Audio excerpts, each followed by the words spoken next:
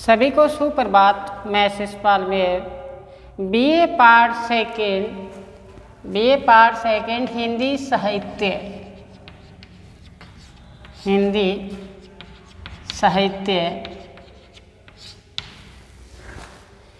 साहित्य रीतिकालीन काव्य में आप सबका स्वागत है।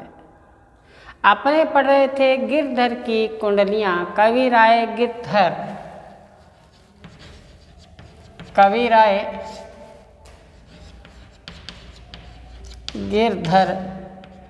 कुंडलियाँ पढ़ रहे थे अपने। कुंडलियाँ है गिरधर कवि राय की, ये नीति से संबंधित है। नीति की बात बताया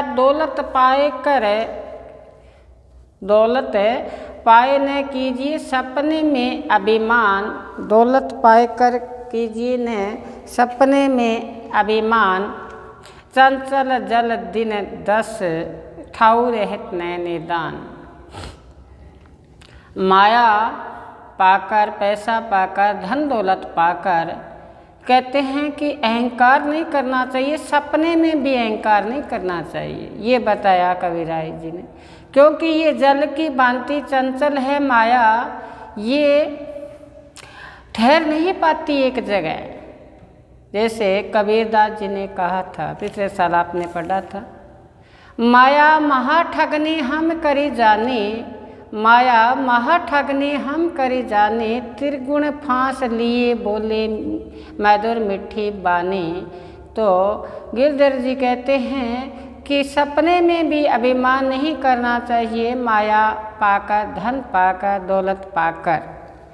तो कहते हैं मीठे वचन सुनाई विनय सबकी कीजिए। अपने जीवन का जो ध्येय है, उद्देश्य है, वो क्या है बताया कि मीठे वचन बोलो और विनय से बोलो, प्रेम से बोलो, नम्रता से बोलो, सबकी बात को सुनो।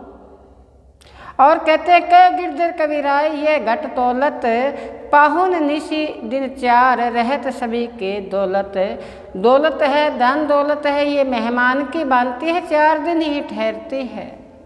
इसलिए जीवन में कटु वचन नहीं बोलना। कहते हैं ना कि बोली तो एक अनमोल है, जे कोई बोले जाने। बोली तो एक अनमोल है, जे कोई बोले जाने। ही है तराजू तोल कर फिर मुख बाहर आने। तो बोली अनमोल है, इसको बोले तो बड़े ही प्रेम से बोलो, एक एक शब्द को तोल के बोलो।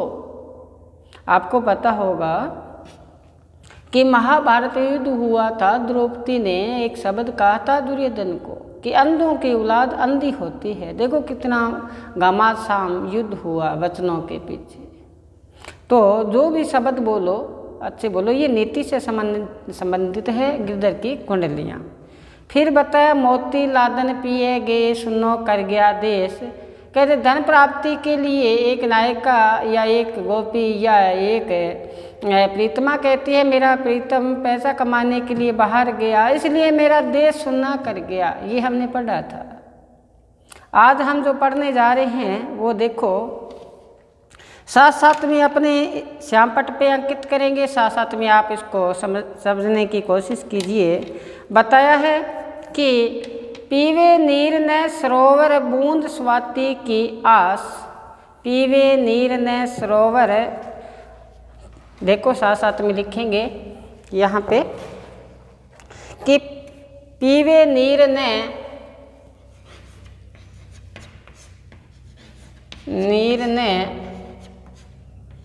सरोवरों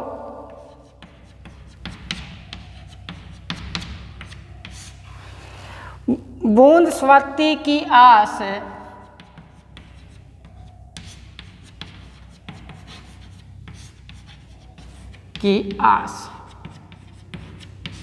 फिर आया है दूसरी पंक्ति में कहरी तृंग नहीं चर सके।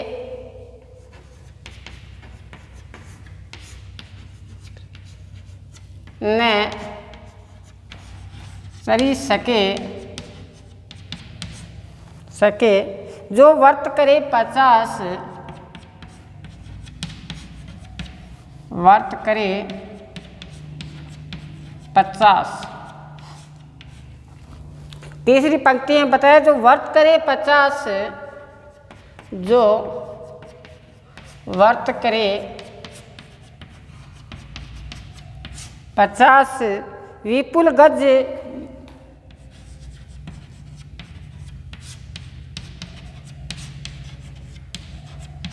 युत विदारे, आगे की पंक्ति बताया सो पुरुष तजे न धीर,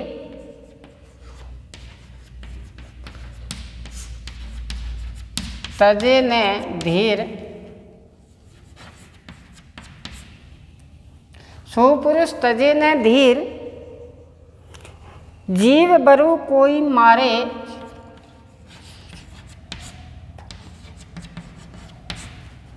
कोई मारे, चातक बरु मरी जाए,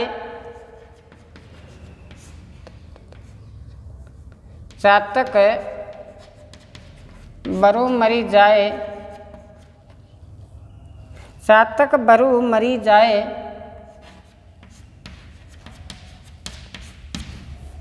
नीर सरोवर नहीं पीवे,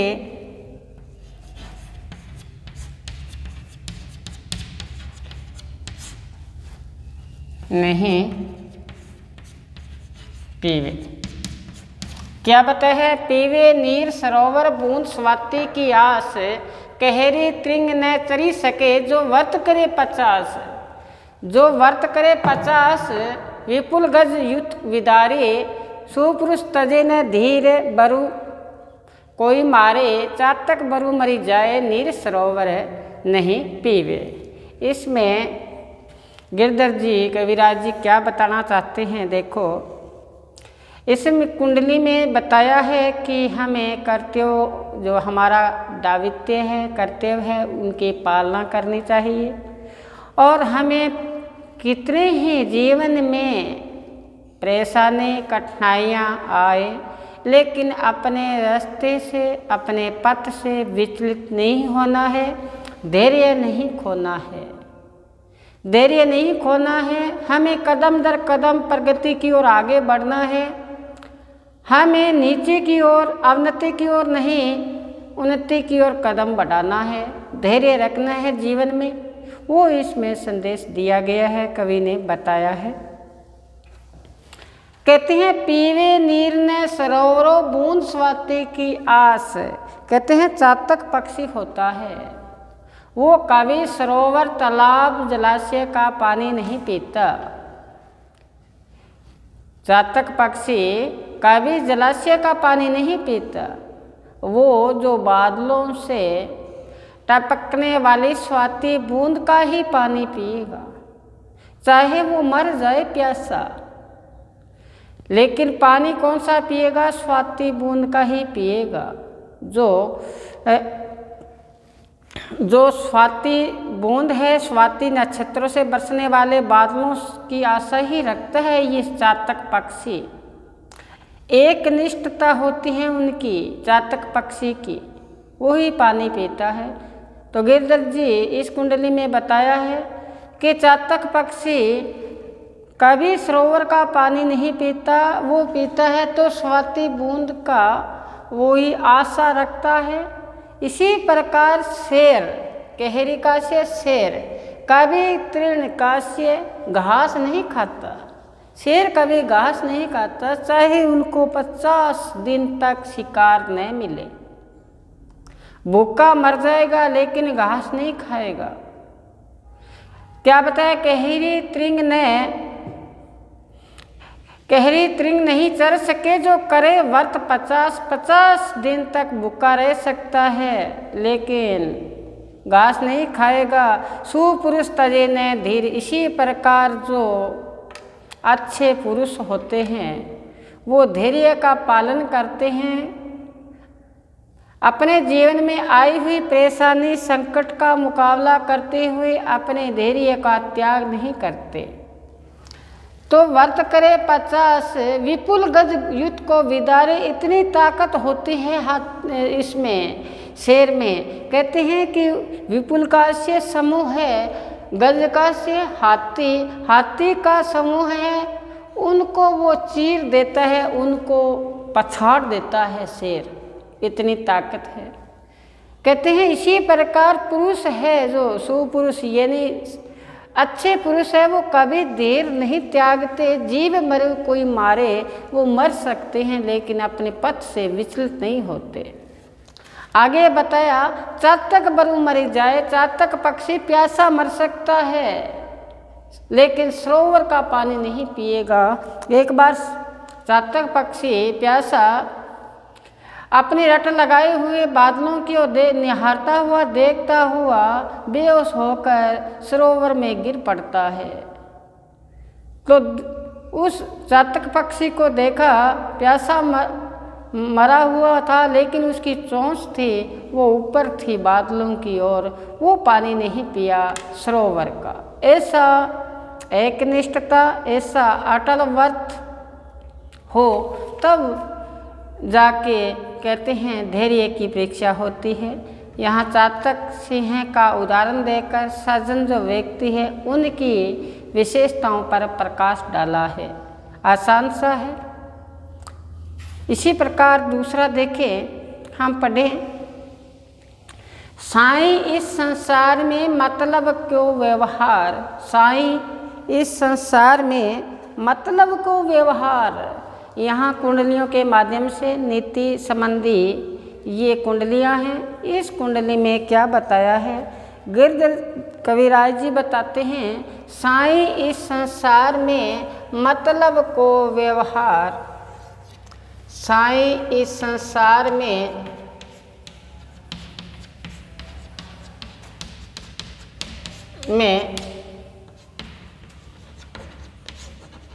मतलब को व्यवहार। इस संसार की वृत्ति स्वार्थ वृत्ति पर प्रकाश डाला है। यहाँ जो लोग हैं वो सभी स्वार्थ वृत्ति के हैं, अपने अपना स्वार्थ साधने में लगे हुए हैं। तो कुंडली के माध्यम से बताया है कि साईं इस संसार में मतलब को व्यवहार, या सभी मतलब से व्यवहार रखते हैं। तो क्या बताया आगे, जब लग पैसा गांठ में तब लग बोले यार। जब तक आपके पास पैसा है तब तक आपके मित्र मंडली है। परेशानी आई, संकट आया, सब अपना जो साथी है वो नाता तोड़ लेते हैं। जैसे मीरा ने कहा था, एक पद आता है बड़ा ही प्यारा मीरा का। क्या कहती है मीरा कि विपत्ति पड़ा कोई नेड़े नहीं आवे, सुख में सबको सिर। परेशानी आती है, संकट आते हैं जीवन में, कोई नेड़े यानी पास में नहीं आता। सुख में सबको सिर, सुख में सभी का क्या होता है, सिर होता है। सिर का से सभी सामूहिक बैठते हैं सुख में। तो क्या बताया, साईं संसार में मतलब को व्यवहार। जब लग गांठी पास में तब लग बैठे ताको, या जब ही आपके पास पैसा है तब तक आपकी मित्रता है। जैसे ही पैसों से नाता टूटा, आपके मित्र मंडली से नाता टूट जाता है। क्योंकि संसार की जो वृत्ति है वो कौन सी है, वो संसार की वृत्ति बताई है वो कौन सी है, वो स्वार्थ वृत्ति है। जैसे छोटा बच्चा हो, उंगली शहद की चाटते जाओ, बड़ा खुश होकर चाटता जाएगा, उसको चूसता जाएगा। जैसे ही रस आना बंद हो जाएगा बच्चा काटेगा। वो ही यहाँ संसार की वृत्ति है कि जब तक मिठास लगती है तब तक बड़े प्यारे लगते हैं, जैसे ही मिठास आनी बंद हुई काटना शुरू। तो क्या बताए, तब लगता को यार संग संग डोले। कहते तब तक आपके साथ डोलते हैं तब तक आपके पास क्या है, पैसा है। और जैसे ही पैसा समाप्त हुआ आपसे अलगाव दूरी बना लेंगे। आगे बताया के गिरधर कविराय जगत का यही लेखा। कविराय गिरधर जी कहते हैं संसार का यही है, लेखा है ऐसा ही, व्यवहार ऐसा ही है। कहते हैं कर्त बेजरगी प्रीति मित्र विरला देखा। सब जो प्रीत करते हैं वो बेगर्जी करते हैं, स्वार्थवृत्ति की करते हैं। मित्र तो कोई विरला ही होता है। जो आपके दुख तकलीफ में साथी हो। वो तो कोई कोई होता है, अन्यथा सब अपने अपने स्वार्थ साधने में लगे हैं, कोई पास में नहीं आता, ये बताया है इसमें। आगे के पद में हम देखें, साथ साथ में इसमें लिखेंगे, साथ साथ में अपने आप सह प्रसंग व्याख्या करेंगे। अगर तो आगामी हमारा पद है, क्या बताना चाहते हैं देखो।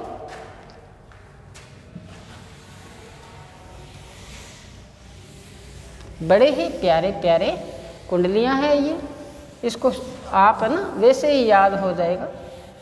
साथ में अपने जब छंद करेंगे उसमें कुंडलियां भी हैं, जब लिखोगे तो एक कुंडली दो कुंडली अपने वैसे ही मौखिक याद करनी है। देखो आगे का पद आया है कि गुण के ग्राहक सहस नर,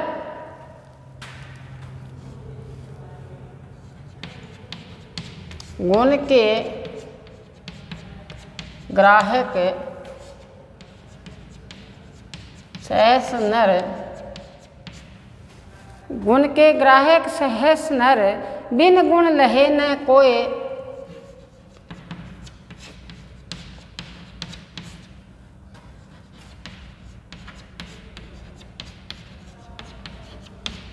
कोय। क्या बताते हैं इसमें, गुणीजन है, जो सज्जन व्यक्ति है, वो इस समाज में सदैव ही मान सम्मान प्रतिष्ठा पाते हैं, उनकी कदर होती है। किस कारण होती है कि उनमें गुण होते हैं। वो निंदा से, वो किसी की निंदा नहीं करते, वो किसी का बुरा भला नहीं कहते, तो वो सज्जन व्यक्ति होते हैं। अगर आपको कुछ बुरा कहा तो आपके नुक्स निकालने के लिए कहते हैं, आपको सही पथ पर लाने के लिए कहते हैं। ऐसे जो लोग हैं वो सदैव ही समाज में ऊंचे दर्जे पर क्या विराजमान होते हैं। तो गुण के ग्राहक सहस नर, जिनमें गुण है वो सभी क्या है, सम्मानजनक है, वो व्यक्ति है, वो संसार में गुणों के ग्राहक है, हजारों लोग हैं। और कहते हैं बिन गुण, क्या बताए, बिन गुण लहे न कोई। अगर किसी में गुण नहीं है वो तो उसके पास कोई नहीं जाता, और जिसके पास गुण है वो सभी उनके पास जाते हैं, उनकी कदर करते हैं, उनका मान सम्मान करते हैं। तो संसार में किसकी बढ़ाई हुई गुणों की। तो क्या बताया, जैसे कागा कोकिल शब्द सुने सब कोय, आपने कोयल देखी है, आपने कौए को देखा है, दोनों के आप शब्द सुनते हो। कौआ आकर आपके घर की मुंडेर पे बैठ जाता है और अपनी आवाज़ में पुकारता है, तो सभी बच्चे हो बड़े हो वो आवाज़ बड़ी कर्कश लगती है और पत्थर उठाकर दे मारते हैं, उनको वहाँ से भगाते हैं। और वही रंग रूप वैसा ही कोयल आकर मधुर आवाज़ में पुकारती है, तो अपना मन है वो हर्षित हो जाता है, खुशी से नाचने लगता है। इसी प्रकार मानुष के जन्म में सभी एक जैसे ही हैं, लेकिन जो गुण है वो अलग है। अपने को करना क्या है, देखो इस प्रकार से रहना है। एक पंक्ति आती है गुरबानी की, आपको मैं सुनाता हूँ। उसमें बताया है कि अवगुण छोड़ गुणा को धाओ, कर अवगुण पछताई जियो। अवगुण को छोड़ दो और गुणों की तरफ दौड़ लगाओ। अवगुण को छोड़ दो, गुणों की तरफ दौड़ लगाओ। अगर आपसे अवगुण हो ही जाए तो मन में पश्चाताप रखो। अवगुण छोड़ गुणा को दाओ, कर अवगुण पछताई जियो। देखो अगर आपसे अवगुण हो ही जाए तो मन में क्या रखो, पश्चाताप, फिर जाके कहीं ना कहीं अपने में सुधार हो सकता है, अन्यथा नहीं। तो कहते हैं कौआ और कोयल में वर्ण एक जैसे ही है, रंग एक जैसे ही है, लेकिन पूजा होती है तो गुणों की होती है, उनकी आवाज़ उनकी मधुरता के कारण होती है। तो आगे देखो कि दो का रंग एक काक बहे सब अपावन। दोनों का रंग एक जैसा है, लेकिन कौआ है वो कौआ है जो पवित्र नहीं है, अपवित्र है। कह गिरधर के विराज सुनो रे ठाकुर मन के, बिन गुण लहे न कोई सहस नर गाहक गुण के। हजारों लोग हैं जो गुणों के ग्राहक है, अवगुण का कोई नहीं है। तो यह हमारे अंदर जो अवगुण है उसको त्यागने का यहाँ संदेश दिया है। पूजा रूप की नहीं, किसकी होती है? गुणों की होती है। रूप सौंदर्य की कभी पूजा नहीं होती, गुणों की क्या होती है? पूजा होती है। और यदि यही बात बताया है कि गुणों के बिना कोई व्यक्ति बड़ा नहीं कहलाता, जिसके अंदर गुण है वही व्यक्ति बड़ा कहलाएगा, अन्यथा नहीं। कहते हैं जीना थोड़ा ही भला, थोड़ा जी लो लेकिन गुणों से क्या हो? परिपूर्ण हो। ये इसमें संदेश दिया है। तो आपको बताया 3 कुंडलियाँ पढ़ी। सबसे पहले कुंडलियाँ हमने पढ़ी कि गुण के, सबसे पहले हमने पढ़ी कि पीवे नीर न सरोवरो स्वाति, क्या बताया कि बूंद स्वाति की आस, चातक पक्षी कभी सरोवर का पानी नहीं पीता, इसी प्रकार शेर है वो कभी घास नहीं खाता। सज्जन व्यक्ति है वो अपने पथ से कभी विचलित नहीं होते, ये संदेश दिया इसमें। दूसरा बताया कि साईं संसार में मतलब को व्यवहार, कहते हैं संसार में सब लोग हैं वो मतलब के हैं। संसार में क्या है? सब मतलब का है। जब तक आपके पास में पैसा है तब तक आपकी मित्र मंडली है, जैसे पैसा से नाता टूटा आपसे अलगाव हुए। तीसरी कुंडली पढ़ी कि सारे जो गुणों की पूजा होती है, बिना गुणों की कुछ नहीं है। कहते हैं वर्ण की रंग की पूजा नहीं है, गुणों की पूजा है। जैसे कौआ का उदाहरण दिया, कोयल का उदाहरण दिया, ये बताया इसमें। आगामी एक फिर और देख लेते हैं हम कि बेटी ताही विसार दे आगे की सुध ले। बहुत प्यारी कुंडली है। बेटी ताही विसार दे, जो आपका समय व्यतीत हो चुका है, निर्थक सार्थक नहीं लगा, उसको विसार देना चाहिए, उसको बार बार याद मत करना चाहिए। और जो आपके पास समय बचा हुआ है, आगामी है, उसका क्या करना चाहिए? उस समय का सदुपयोग करना चाहिए। जो बनी आवे सहज में ताको चित लई, जो आगे आपके अनुकूल है उनको आप सही समय का सदुपयोग करें। कहते सज्जन हंसे न कोई चित्र खतर ना पावे, कह गिरधर कबीरा बड़ी प्रतीति, आगे सुख समझी होत बीती सो बीती। कहते ऐसा कभी कार्य नहीं करना चाहिए कि हमारे फिर जग हंसाई हो। हमें इस प्रकार से कार्य करना चाहिए जिससे हमारी प्रसिद्धि मिले। यही यहाँ पे बताया है कि बेटी ताही विसार दे और आगे की सुध ले। जो समय व्यतीत हो चुका है उसको विसार देना चाहिए। जो आपके पास समय मिला हुआ है उसका सदुपयोग करें। समय बहुत महत्वपूर्ण है। आज का दिन गया वापस नहीं आने वाला। मैंने कई जगह देखा, बच्चे हैं चाहे बड़े हैं चाहे है, समय वैसे ही व्यतीत कर रहे हैं और इतना निर्थक समय गवा रहे हैं, समय को गवा रहे हैं आगे से आगे। तो फिर देखो कि ये हमें श्वासा रूपी जो पूंजी मिली है ये बड़ी मुश्किल से मिली है, उसका सदुपयोग करना चाहिए, सार्थक कार्य में लगाना चाहिए। तो बीती ताही विसार दे आगे की सुध ले। जो समय व्यतीत हो चुका है उसको विसार देना चाहिए, हमें आगे की सुध लेनी चाहिए। ये कुंडलियाँ थी। कल और थोड़ी शेष बची हुई है, उस कुंडलियों पर विचार करेंगे। आज हम यहीं विराम देते हैं।